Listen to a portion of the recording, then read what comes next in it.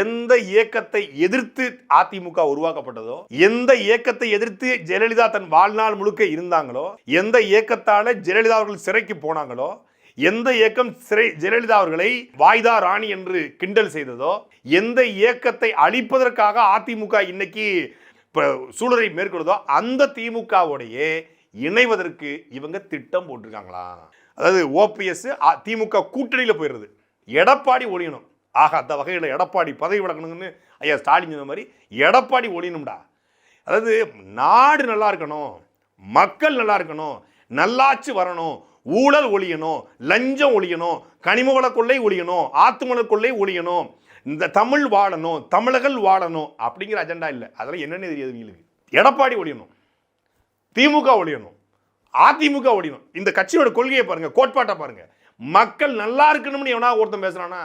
நாடு நல்லா இருக்கணுங்க, நல்லாட்சி வரணுங்க, அமைப்பு மாற்றம், அரசியல் மாற்றம், அது இந்த மாற்றம் வரணுங்க, ஒரு சேஞ்ச் வரணுங்க, ஒரு ரெவல்யூஷன் வரணுங்க, ஒரு புரட்சி உருவாகணுங்க, ஓட்டுக்கு பணம் கொடுக்காத ஒரு கலாச்சாரம் உருவாகணுங்க. அதெல்லாம் கிடையாது. எடப்பாடி ஒழிக்கணும். என்ன பண்ணணும்? திமுகவில் கூட்டணியில் டிடிவி சரி மக்கள் செல்வேன் திமுக கூட்டணிக்கு போயிருது, திமுகவுக்கே போயிருது ஓபிஎஸும் செங்கோட்டையனும். போடு, தாய் கழகத்தில் இணைந்தார். இப்போ நம்ம மரியாதைக்குரிய அதிமுக முன்னாள் பாராளுமன்ற உறுப்பினர் ஐயா போய் இணைஞ்சாங்க இல்லையா ராமநாதபுரத்துலேருந்து. இணைஞ்சனைக்கு தான் பல பேர் அவரை தெரியும், இணைஞ்சிருக்காருன்னு.